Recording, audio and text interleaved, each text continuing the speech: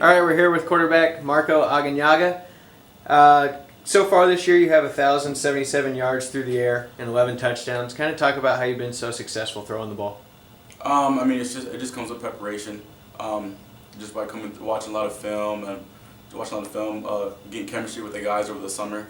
To be honest, I'm not really a stat guy, so I just go out there and play my game. So. Ranked 7th in the NAIA in pass efficiency right now. The team's playing well going into this final week of the regular season. Talk about how excited you are for this game with championship implications. I mean, it's a big game for us. I believe we're 8-2, so it's a big game, championship week. Everybody's excited. It's also senior day, so everybody's juiced up, ready to go.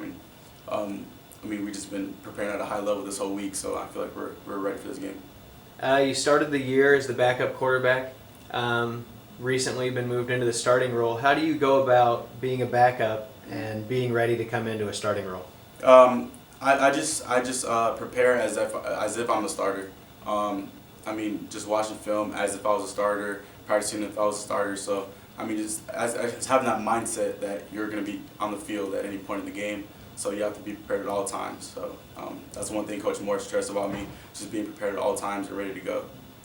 And then Evangel, number 9 in the country right now, pretty strong defense. What do they kind of do to get offenses to slow down a little bit? Yeah, I think their biggest thing is just they're well disciplined, they're well coached. They run a base defense. So it's coming from last year. I played against them last year.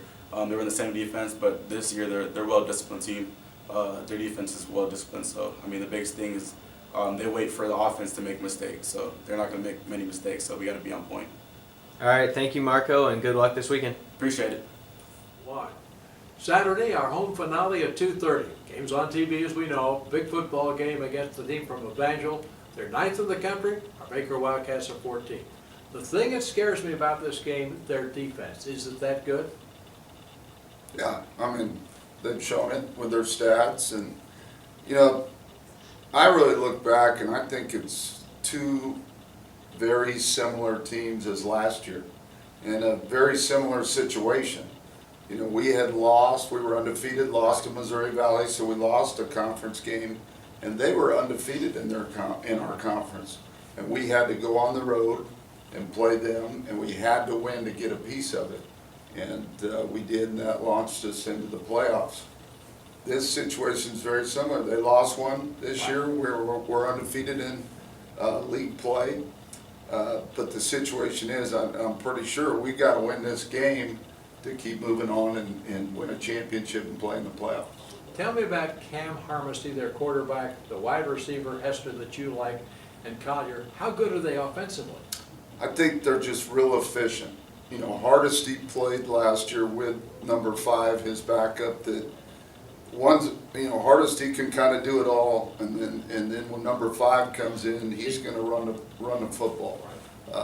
But they're real efficient offensively. They're gonna run the football. They're gonna gain positive yards, and then where they make their big plays is play action pass. And Hester's been there too many years. Right. Finally he's a senior. He was a all-conference guy as a freshman with his high school teammate Collier, and it seems like those guys have been there forever. And this is the finale against them, and I respect those kids as players. Your seniors have been awesome. 43 wins, 7 losses. You won that Southern Division 4 straight times. You win Saturday. That's an amazing record. Yeah, and since we've gone to the North-South, they've only lost one game in the South. That was last year. So they've put up some big numbers. They've had great success.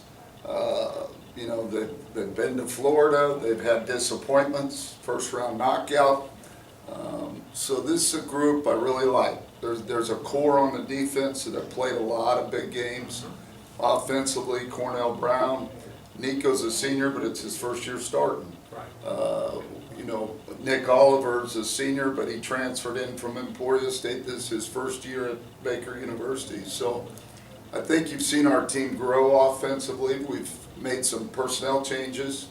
They were high risk, but we knew if we didn't, we weren't going to get a reward sitting here talking about playing for a championship. Dan Ofa, if he moves to center, really has picked up that offense, hasn't he? Yeah, Danny's a kid that, you know, he can play defense to him, and he had a desire to do that, and we didn't let him for the sake of the team. We knew he was going to be real important at this time of year. You always have injuries up front, and even in the last 2 weeks, we've had 2 or 3 where we've had to move some guys, but Danny has been the rock. And when I say that, he's been our backup center, he's been a starting guard, he's been a backup guard. This week, he'll play both. And if we didn't have Danny to insert, we're inserting freshmen that haven't played college football. So he's been real important in our success. I think as this thing has continued, he has probably seen, okay, I understand where they were at mid-season when he wanted to go over and play some D-line. But he's helped us win, and he'll continue to help us. J.D. Woods is amazing. I love to talk to him. You ask him after a game, nice game, and I'll say, you rushed for 280 yards. No, I had 17 carries, 284 yards. He knows all those stats. Oh, yeah. The last 3 weeks he's been brilliant. That to me has been a real key to your offense. Yeah, and when you talk stats, in the past, I think JD as a freshman looked at all of them. We all look at your own stats, but I think he was worried, not worried, but he really focused on that. I think JD now is focused on winning and realizes he's changed his style a little bit. I think towards the end of the year last year, he was running hard and running through tackles. Early this year, he had some struggles. There were 20-yard gains. Remember, the whole game, 20 yards. Now we're talking 280, 220, 180 type games that he's put together with 32 carries twice, and then he had 27 carries, and then his production was very high with 17 carries. So the key there is, I think he's bought into, hey, I'm going to get my touches, and as the game flow goes and we're throwing the ball around and our O-line's starting to take over, these things can turn into 70-yard runs. And Nate the Great, I call him number 4, special team player of the week. He comes up and blocks 2 field goals, runs a kickback 70 yards. And you know what he said to me? This was 4 games ago. I'll never forget it. He said, do you think I'm doing enough? And he sat on the bench and it was 30 seconds before I asked him. I said, son, you're guarding the whole right side and they're throwing opposite you. Secondly, you're running kicks back. You're providing leadership. I don't see how you can give more than that. Yeah, and I could understand that as a senior and coming into the year with a lot of hoopla, and you know, he has big goals for himself and the team. But we've asked him the last 2 weeks to make some plays. You know, we've designed some blocks for him, and he's got 4. 4 field goals blocked in 2 games. We've designed some punt returns, and he got 2 TDs in the last 2 weeks. Guys dream about having 2 in a season. So he has produced when we needed him most. He has 5 interceptions, which leads the conference, and it's up there in the nation. He's a guy, you know, when all conference voting comes out, I think he's the best athlete in the conference. And that's a great compliment. Now, you play at 2:30. The weather is to be raw. Do you change your game plan because of that? No. We went out this morning and experienced the weather. We knew the storm's coming in, and so as a staff, we made a good decision collectively that we needed some good work. And so when we got out there, it was 31 degrees, and it was brisk, and we had a great practice. Now, what that does for you, especially in the kicking game, you know, we practiced a lot of special teams, and the kickers now understand how that ball feels. And they might not have dressed warm enough this morning, but they will Saturday. Different things where you can make adjustments, and it's not that walk out there Saturday and go, oh, wow, we've already practiced in it, and we're ready to go. Tell me about Marco. I know the thing you like best besides the winning. 5 games, 2 interceptions. You know, we weren't protecting the football from that position, and we suffered 2 losses. So the guy that was gonna stay in there and lead us needed to protect it. And that's one huge improvement he's made in the 2 years here. The other one is pocket presence. His nature was to spin out the back, run 20 yards back and outrun somebody and watch.